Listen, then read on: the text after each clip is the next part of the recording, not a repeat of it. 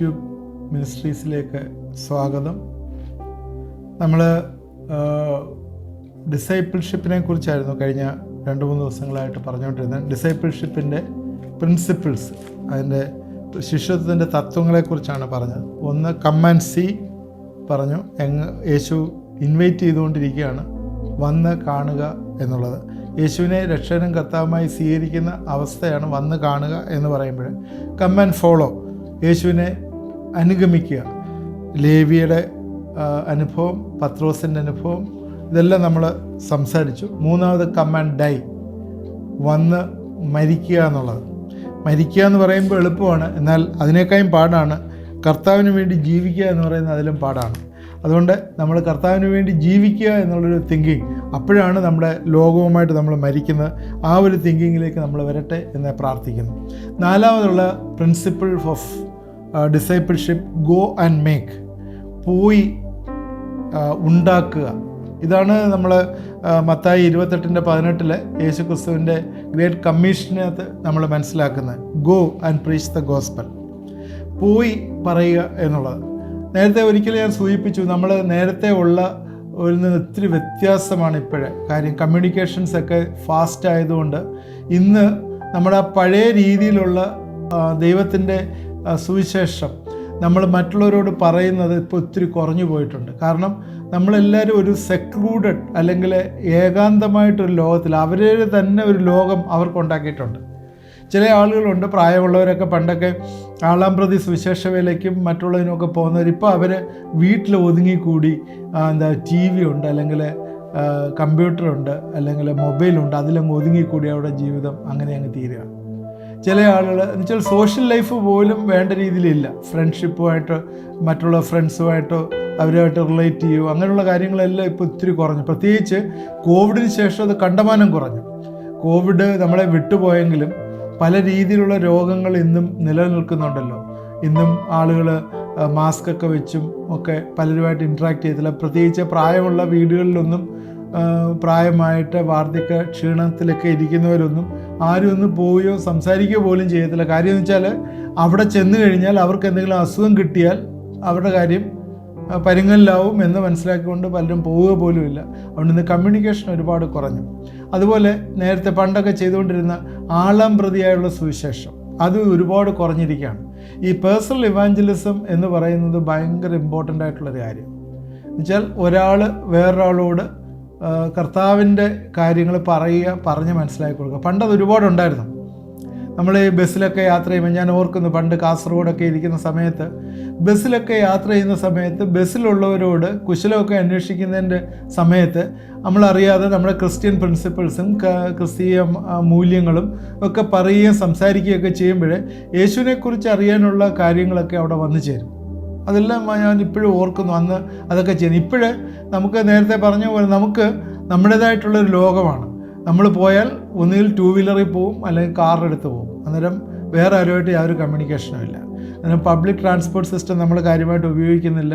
അതുപോലെ relationship communications ഫോണിൽ കൂടെ മാത്രമാണ്, നേരിട്ടുള്ള വിസിറ്റ് ഇല്ല. അതുപോലെ രോഗികളെ പോയി സന്ദർശിക്കുന്ന ചുരുക്കം ആളുകളാണ്. ഹോസ്പിറ്റൽ മിനിസ്ട്രീസ് ഉണ്ടായിരുന്നു പണ്ട്. ഹോസ്പിറ്റലിലൊക്കെ പോയി രോഗികൾക്ക് വേണ്ടി പ്രാർത്ഥിക്കുകയും ഇപ്പം ചിലരൊക്കെ ചെയ്യുന്നുണ്ട്, ചുരുക്കമായി ചെയ്യുന്നുണ്ട്.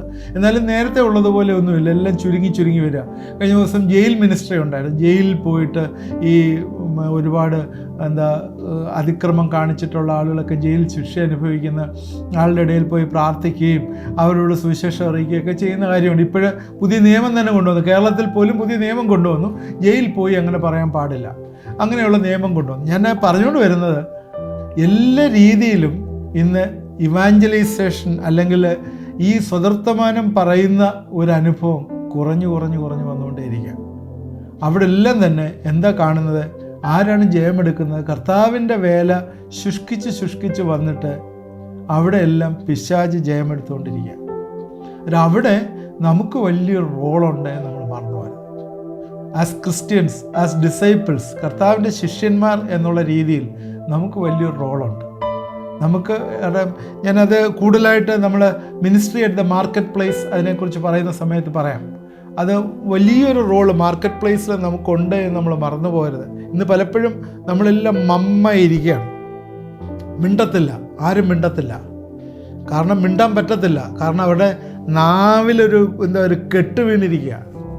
ഇന്ന് ക്രിസ്തീയ സമൂഹത്തിൻ്റെ നാവിനൊരു കെട്ട് വീണിരിക്കുക. ഒരു കൺവെൻഷന് മാത്രമേ പ്രസംഗിക്കാൻ പറ്റുള്ളൂ, പള്ളി മാത്രമേ പ്രസംഗിക്കാൻ പറ്റുള്ളൂ. പണ്ടൊക്കെ കവലയിൽ നിന്ന് പ്രസംഗിക്കുമായിരുന്നു. ഇപ്പോൾ എവിടെയെങ്കിലും കവലയിൽ പ്രസംഗിക്കുന്ന ഏതെങ്കിലും ദൈവദാസന്മാർ 1-2 പേര് ചുരുക്കം വല്ലവരും ഉണ്ട്.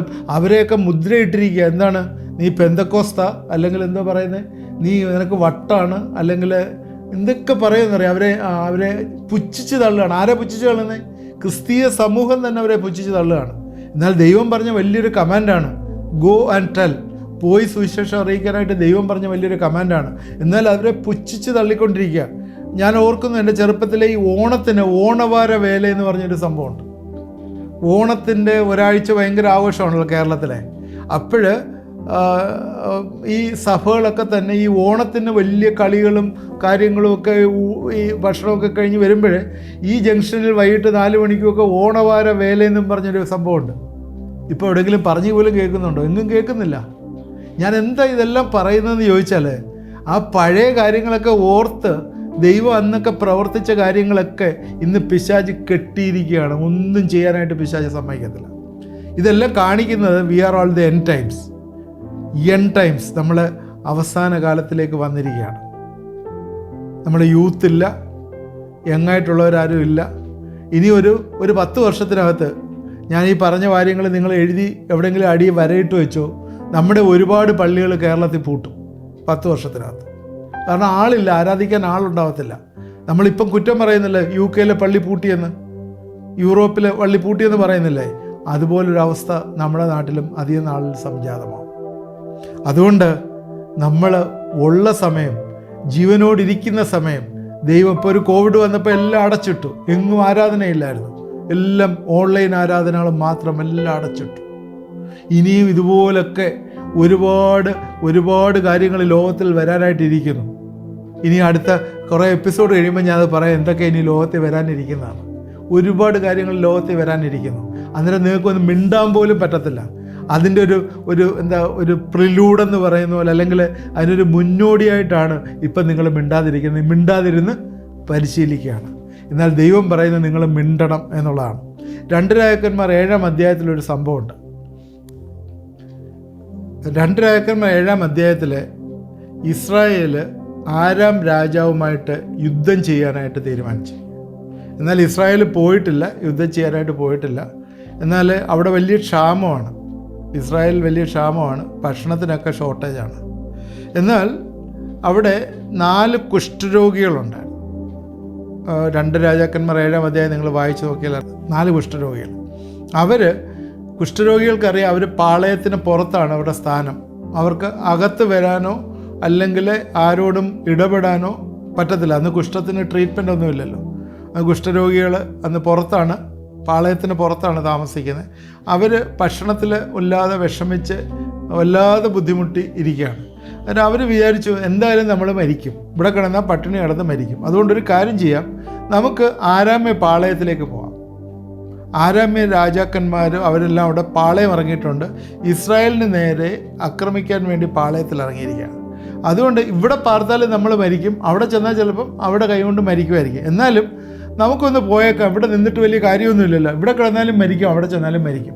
അതുകൊണ്ട് അവർ സന്ധ്യാസമയത്ത് ആരാം പാളയത്തിൽ ആരും തന്നെ ഇല്ല, പാളയത്തിൽ ആരെയും കാണാനായിട്ടില്ല. അവർ നോക്കിക്കഴിഞ്ഞപ്പോൾ രഥങ്ങളും കുതിരകളും മഹാസൈന്യത്തിൻ്റെ എല്ലാ അറേഞ്ച്മെൻറ്റ്സും അവിടെ ഉണ്ട്. എന്നാൽ ആരും അവിടെ ഇല്ല. അവിടെ ഇല്ലാത്ത കാര്യം എന്താണെന്ന് ചോദിച്ചാൽ, അവർ ഈ ഇസ്രായേൽ സൈന്യത്തെക്കുറിച്ച് അറിഞ്ഞിട്ട് അവർ പേടിച്ചിട്ട് അവർക്ക് മിസ്രൈം സൈന്യത്തെയും ഇസ്രായേൽ സൈന്യത്തെയും ഹിത്തി രാജാക്കന്മാരെയും അവർക്ക് വിരോധമായി കൂലിക്ക് വാങ്ങിയിട്ടുണ്ട് എന്ന് പറഞ്ഞ് പേടിച്ചിട്ട് അവർ ആ രാത്രിയിൽ തന്നെ ഈ കൂടാരങ്ങളും കുതിരകളും കഴുതകളും എല്ലാം പാളയത്തിൽ ഉപേക്ഷിച്ചിട്ട് ജീവരക്ഷയ്ക്കായിട്ട് ഓടിപ്പോയി. അതാണ് അവിടെ സംഭവിച്ചത്. അതിന് എന്താ, കുഷ്ഠരോഗികൾ പാളയത്തിലെത്തിയിട്ട് അവർ കൂടാരത്തിനകത്ത് കയറി കഴിഞ്ഞപ്പോൾ ആരെയും കാണുന്നില്ല, ഒരു കുഞ്ഞുങ്ങളെയും കാണുന്നില്ല. അവിടെ അതേസമയം അവിടെ ഭക്ഷണം ഇഷ്ടം പോലെ ഉണ്ട്, വെള്ളിയുണ്ട്, പൊന്നുണ്ട്, വസ്ത്രങ്ങളുണ്ട്, ഇങ്ങനെയൊക്കെയുള്ള സാധനങ്ങളെല്ലാം ഉണ്ട്. അവർ ഈ വെള്ളിയും പൊന്നും വസ്ത്രങ്ങളും എല്ലാം എടുത്ത് ഒളിച്ചു വെച്ചിട്ട് ഓരോ 2-3 കൂടാരങ്ങളിൽ കയറി ഒളിച്ചു വെച്ചിട്ട് അവർ ഭക്ഷണമൊക്കെ തിന്നു കഴിഞ്ഞിട്ട് അവർ രാത്രിയിലാണ് ഇത് സംഭവിക്കുന്നത്. അന്നേരം അവരെന്തോ പറഞ്ഞതെന്നറിയാം. അവർ പറഞ്ഞ വാക്യം ഭയങ്കരമായിട്ട് 2 രാജാക്കന്മാർ 7:9 അവർ തമ്മിൽ പറഞ്ഞ വാക്യം, നാം ചെയ്യുന്നത് ശരിയല്ല, ഇത് സ്വതർത്തമാന ദിവസമല്ലോ, നാമോ മിണ്ടാതിരിക്കുന്നു, നേരം പുലരും വരെ നാം താമസിച്ചാൽ നമുക്ക് കുറ്റം വരും, ആകയാൽ വരുവീൻ നാം ചെന്ന് രാജസന്നിധിയിൽ അറിവ് കൊടുക്കുക എന്ന് പറഞ്ഞു. ഇസ്രായേലിൻ്റെ സൈഡിൽ നിന്ന് വന്നിരിക്കുന്ന കുഷ്ഠരോഗികളാണ് അവർ. അവർക്ക് പാളയത്തിന് പുറത്താണ് സ്ഥാനം. എന്നാൽ ഇവരിവിടെ വന്നിട്ട് ആരാം പടയുടെ അരിക്കൽ വന്ന് അവരുടെ കൂടാരത്തിൽ വന്നിട്ട് ഭക്ഷണമെല്ലാം കഴിച്ച് കൊള്ള സാധനമെല്ലാം എടുത്ത് ഒളിച്ചു വെച്ചിട്ട് ഇവർ തമ്മിൽ പറയുകയാണ്, ഇന്ന് നല്ല ദിവസമാണ്, കാരണം ഞങ്ങൾ മരിക്കാതിരുന്നതാണ്, ഇവിടെ വന്നാലും മരിക്കും, അവിടെ കിടന്നാലും മരിക്കുമല്ലോ എന്ന് വിചാരിച്ച് ഇവിടെ വന്നതാണ്. ഇന്ന് ഞങ്ങൾക്ക് ഇഷ്ടം പോലെ ഭക്ഷണം കിട്ടി. ഇനി ഇങ്ങനെ ഇരുന്ന് ഭക്ഷണം കിട്ടി. അത് മാത്രമല്ല, അവിടെ ഇസ്രായേലിലെ ദാരിദ്ര്യമാണ്, അവിടെ ഒന്നുമില്ല, സാധനങ്ങളൊന്നുമില്ല. അതുകൊണ്ട് അവർക്ക് യുദ്ധം ചെയ്യാൻ പേടിയായിട്ട് അവിടെ ഇരിക്കുക. അവർക്ക് എല്ലാം കുതിരയ്ക്കും കഴുതകൾക്കും അതുപോലെ ഭടന്മാർക്കും ഒന്നും കൊടുക്കാനായിട്ടും ഒന്നും സാധനമില്ല ഇരിക്കുക. അന്നേരം അതുകൊണ്ട് നമ്മൾ ഇവിടെ നിന്ന് കഴിഞ്ഞാൽ കുറ്റം നമ്മുടെ മേൽ വരും. അതുകൊണ്ട് എന്തോ ചെയ്യണം? അതുകൊണ്ട് രാജധാനിയിൽ പോയി അറിവ് കൊടുക്കണം, അവരിവിടെ വന്ന് ഇത് ഒക്യുപ്പൈ ചെയ്യാനായിട്ട്, എന്ന് വെച്ചാൽ ഇവരെ ആക്രമിച്ച് ഇത് കീഴടക്കാനായിട്ട് പറയണം എന്ന് പറഞ്ഞു. അങ്ങനെ അവർ തിരിച്ചു ചെന്ന് പട്ടണവാതിക്കൽ ചെന്ന് കാവൽക്കാരനെ വിളിച്ചു. കാവൽക്കാരന് വിവരങ്ങളെല്ലാം പറഞ്ഞു. ഞങ്ങൾ ആരാം പാളയത്തിൽ പോയി, അവിടെ ഒരു മനുഷ്യനുമില്ല, മനുഷ്യൻ്റെ ശബ്ദവുമില്ല, കുതിരകളും കഴുതകളും കെട്ടിയിട്ടിരിക്കുന്ന പോലെ അവിടെ നിൽക്കുന്നു, കൂടാരങ്ങളെല്ലാം അപ്പാടെ ഇരിക്കുന്നു എന്ന് പറഞ്ഞ് ഈ വിവരങ്ങളെല്ലാം പറഞ്ഞു. ഉടൻ തന്നെ എന്ത് സംഭവിച്ചു? ഇവിടുത്തെ ഈ ഗേറ്റ് കീപ്പർ കാവൽക്കാരൻ നേരെ ചെന്ന് രാജധാനിയിലെ ഭൃത്യന്മാരോട് പറഞ്ഞിട്ട് രാജാവിനെ വിവരം അറിയിക്കുന്നു. രാജാവ് വിവരം അറിയിച്ച് രാജാവ് ഒരു ഭൃത്യനെ ഇങ്ങോട്ട് കുതിരയിലേക്ക് അയച്ച് അത് വെരിഫൈ ചെയ്യുന്നു. ഞാൻ പെട്ടെന്ന് പറഞ്ഞു പോട്ടെ, സമയമില്ലാത്തതുകൊണ്ട് പെട്ടെന്ന് പറഞ്ഞു പോട്ടെ. വെരിഫൈ ചെയ്തിട്ട് തിരിച്ച് അവസാനം ഈ ജനവും എല്ലാം കൂടെ വന്ന് എന്ത് ചെയ്യുന്നു? ഈ ആരാമ്യ പാളയം വന്ന് കൊള്ളയിട്ട് അവർ ഗോതമ്പ് മാവും യവവും ബാക്കിയുള്ള സ്വർണവും വെള്ളിയും സാധനങ്ങളും എല്ലാം എടുത്തുകൊണ്ട് പോയി അവരെ എല്ലാം തോൽപ്പിക്കുന്ന ഒരു ഭാഗം. പിന്നെ താഴെ അങ്ങോട്ട് കാണുന്നു, അവരെ എല്ലാം തോൽപ്പിക്കുന്ന ഒരു ഭാഗം നമ്മൾ കാണുന്നു. ഇത് ഏലിശാ പ്രവാചകൻ നേരത്തെ അനൗൺസ് ചെയ്തിട്ടുണ്ടായിരുന്നു, പറഞ്ഞിട്ടുണ്ടായിരുന്നു. എന്താണ് പറഞ്ഞിരുന്നത്? ഏലിശാ പ്രവാചകൻ പറഞ്ഞിട്ടുണ്ടായിരുന്നു, ഇവിടെ എല്ലാം തന്നെ ക്ഷാമം ഉണ്ടെങ്കിലും നാളെ ഈ നേരത്തെ ശമരിയുടെ പടിവാതിക്കൽ ശേക്കലിന് 1 സ്വയ കോതമ്പും ശേക്കലിന് 2 സ്വയ യവവും വിൽക്കുമെന്ന് യഹോവ അരുളി ചെയ്യുന്നു പറഞ്ഞു. അന്ന് കളിയാക്കി, അകമ്പടി നായകൻ അവനെ കളിയാക്കി. ഇത്രയും ദാരിദ്ര്യം നിൽക്കുമ്പോൾ എങ്ങനെ സംഭവിക്കും? എന്നാൽ പിറ്റേ ദിവസം അത് പോയി എല്ലാം കൊണ്ടുവന്ന് അവിടെ വെച്ച് വിൽക്കാനായിട്ട് ഇടവന്നു. ദൈവത്തിൻ്റെ പ്രവാചകൻ പറഞ്ഞത് അതുപോലെ നടന്നു.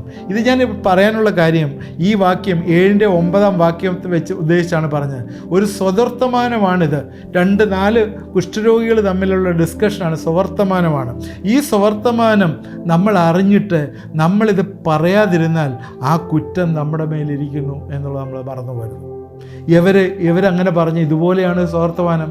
നിങ്ങളും ഞാനും ഈ കർത്താവിനെ അറിയുകയും ഈ കർത്താവിൻ്റെ വലിയ കാര്യങ്ങളെ മനസ്സിലാക്കുകയും ചെയ്തിട്ട് മിണ്ടാതെ ഇരുന്നാൽ, നാവ് കെട്ടായിട്ടിരുന്നു കഴിഞ്ഞാൽ ദോഷം നിങ്ങളുടെ മേലിരിക്കും എന്ന് നിങ്ങൾ മറന്നു പോരുത്. അതുകൊണ്ട് കുറ്റം നിങ്ങളുടെ മേൽ വരും.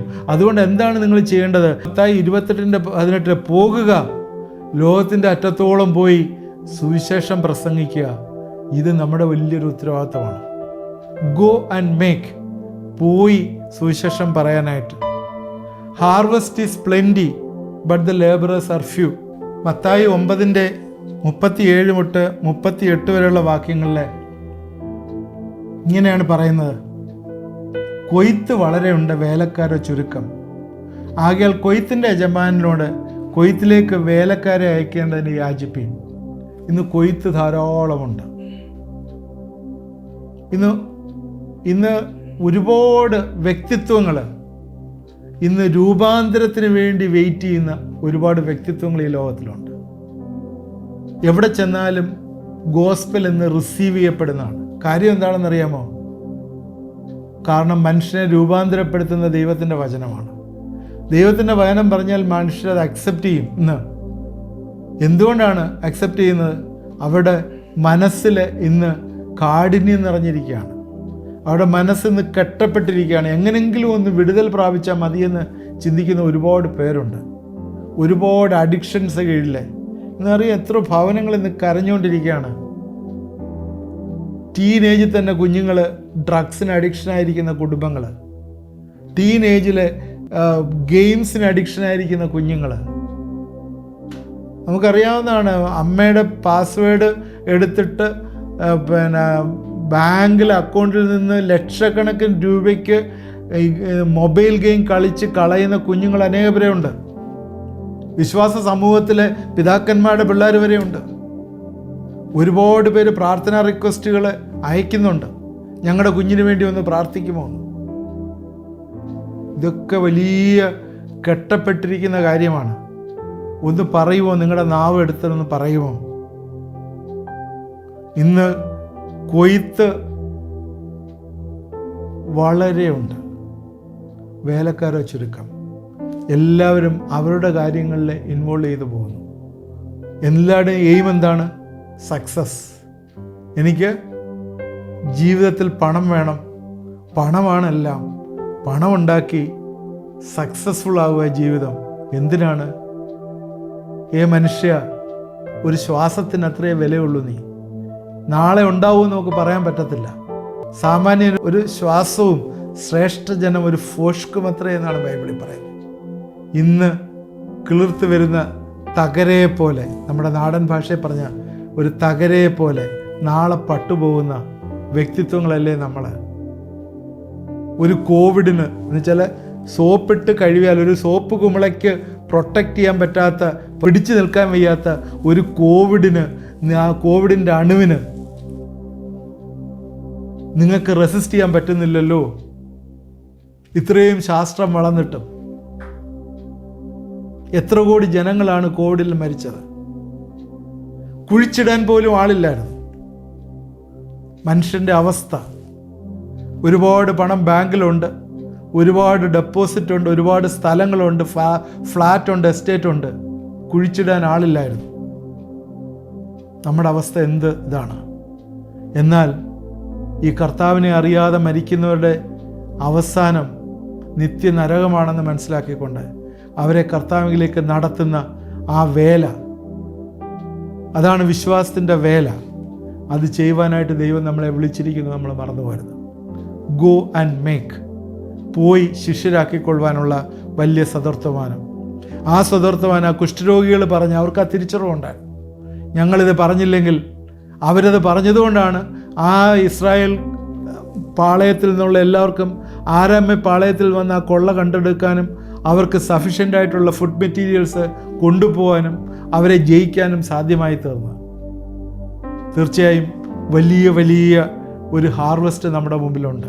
അനേകം ആളുകളുടെ ഹൃദയം ഈ ദൈവവചനത്തിന് വേണ്ടി വാഞ്ചിക്കുന്നു എന്നുള്ളത് കഴിഞ്ഞ ദിവസങ്ങളിൽ മനസ്സിലായി. ഞാൻ യൂട്യൂബ് ചാനലിൽ ഇപ്പോൾ ഇത് ഏകദേശം 70-80 എപ്പിസോഡുകളോ ആയിട്ടുള്ളൂ. 80 എപ്പിസോഡ് നവംബർ 1-നാണ് തുടങ്ങി, 80 എപ്പിസോഡേ ആയിട്ടുള്ളൂ.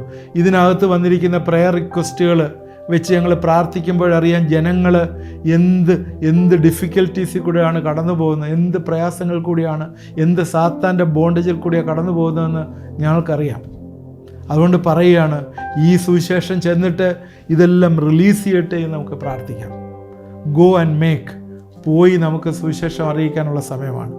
സമയം അവസാനിച്ചല്ലോ, പ്രാർത്ഥിക്കാനുള്ള സമയമാണ്. നിങ്ങൾ എല്ലാവരും എന്നോട് ചേർന്ന് പ്രാർത്ഥിക്കണം. തീർച്ചയായും വലിയൊരു റിഫർമേഷൻ ഉണ്ടാവാനായിട്ട് നമുക്ക് പ്രാർത്ഥിക്കാം. നമ്മുടെ സഭകൾ ഉണരാനായിട്ട് പ്രാർത്ഥിക്കാം. നമ്മുടെ സമൂഹം ഉണരാനായിട്ട് പ്രാർത്ഥിക്കാം. സുവിശേഷ പ്രവർത്തനങ്ങൾ അതിൻ്റെ മാക്സിമമായിട്ട് ഇന്ത്യയിൽ നടക്കാനായിട്ട് നമുക്ക് പ്രാർത്ഥിക്കാം. ഇന്ന് നമ്മൾ പ്രാർത്ഥിക്കുന്ന സുവിശേഷം അറിയിക്കുന്നവർക്ക് വേണ്ടി പ്രാർത്ഥിക്കുന്ന ദിവസമാണ്. കർത്താവിൻ്റെ വേല ഇൻക്രീസ് ചെയ്യുന്നതിന് വേണ്ടി പ്രാർത്ഥിക്കുന്ന ദിവസമാണ്. സഭകൾക്ക് വേണ്ടി പ്രാർത്ഥിക്കുന്ന ദിവസമാണ്. എന്നോട് ചേർന്ന് പ്രാർത്ഥിക്കുമോ? ദൈവമായ കർത്താവേ, ഈ സമയത്ത് ഞങ്ങൾ ഈ സുവിശേഷ പ്രവർത്തനത്തിനെ നിൻ്റെ കരങ്ങളിലേക്ക് സമർപ്പിക്കുന്നു. നിൻ്റെ കമാൻഡാണല്ലോ പോയി ശിഷ്യരാക്കിക്കൊള്ളുവാൻ. കർത്താവേ, അതിൻ്റെ പങ്ക് എന്താണെന്ന്, അതിൻ്റെ റെസ്പോൺസിബിലിറ്റി എന്താണെന്ന് ഈ ദിവസങ്ങൾ ഞങ്ങളെ കൂടുതൽ നീ മനസ്സിലാക്കി തരണമേ എന്ന് പ്രാർത്ഥിക്കുന്നു. കർത്താവേ, ഞങ്ങൾക്ക് ശക്തി തരണം, ഞങ്ങൾക്ക് ബലം തരണം. ഈ ദിവസങ്ങൾ ദൈവത്തിൻ്റെ വലിയ കൃപ ഞങ്ങളുടെ മേലെ വെസ്റ്റ് ചെയ്യണം. കർത്താവെ വലിയ അത്ഭുതങ്ങൾ കർത്താവെ ഈ ദിവസങ്ങളിൽ തരണം. ഞങ്ങൾ മിണ്ടാതെ ഇരിക്കാനല്ല, ഞങ്ങൾ കർത്താവെ ഈ സ്വതർത്തമാനം ഞങ്ങളുടെ കൂടെയുള്ളവരോട് പറവാനായിട്ട് ഈ ദിവസങ്ങളിൽ ഞങ്ങളെ സഹായിക്കണം. കർത്താവെ നിൻ്റെ കരങ്ങളിലേക്ക് കേട്ടവരെ എല്ലാം സമർപ്പിച്ച് പ്രാർത്ഥിക്കുന്നു. അനുഗ്രഹിക്കണമേ, സഹായിക്കണമേ. അവിടെ ജീവിതത്തിൽ ഏതെങ്കിലും ബോണ്ടേജുകൾ, കെട്ടുകളുണ്ടെങ്കിൽ അതെല്ലാം ഈ ദിവസങ്ങളിൽ അഴിഞ്ഞു പോകട്ടെ എന്ന് പ്രാർത്ഥിക്കുന്നു.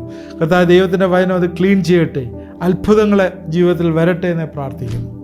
അടുത്ത തലമുറകൾ കർത്താവിനെ അറിയട്ടെ, കർത്താവിൻ്റെ വഴികളിൽ ജീവിക്കട്ടെ. ഏതെങ്കിലും രീതിയിലുള്ള ബോണ്ടേജ് തലമുറകളുണ്ടെങ്കിൽ യേശുവിൻ്റെ നാമത്തിൽ ഞങ്ങൾ റിലീസ് ചെയ്ത് പ്രാർത്ഥിക്കുന്നു. കർത്താവെ തലമുറകളായിട്ട് ഇത് കൈമാറ്റം ചെയ്ത് ദൈവത്തിൻ്റെ വലിയ രാജ്യത്തിൻ്റെ വർധനവിനായി ഞങ്ങൾ പ്രവർത്തിപ്പാൻ ഈ ദിവസങ്ങൾ ഞങ്ങളെ സഹായിക്കണം. യേശുവിൻ്റെ നാമത്തിൽ പ്രാർത്ഥിക്കുന്നു, കേൾക്കുമാറാകണമേ. ആമേൻ. ഇത് അറ്റൻഡ് ചെയ്ത് എല്ലാവരെയും ദൈവം അനുഗ്രഹിക്കട്ടെ. തീർച്ചയായും ഇത് നിങ്ങൾ മറ്റുള്ളവർക്ക് ഷെയർ ചെയ്യണം. നിങ്ങളുടെ കമൻസ് എഴുതണം. നിങ്ങളുടെ പ്രെയർ റിക്വസ്റ്റ് അയച്ചു തന്നാൽ നിങ്ങൾക്ക് വേണ്ടി പ്രാർത്ഥിക്കുന്നതാണ്. ദൈവം നമ്മളെ എല്ലാവരെയും അനുഗ്രഹിക്കുമാറാകട്ടെ.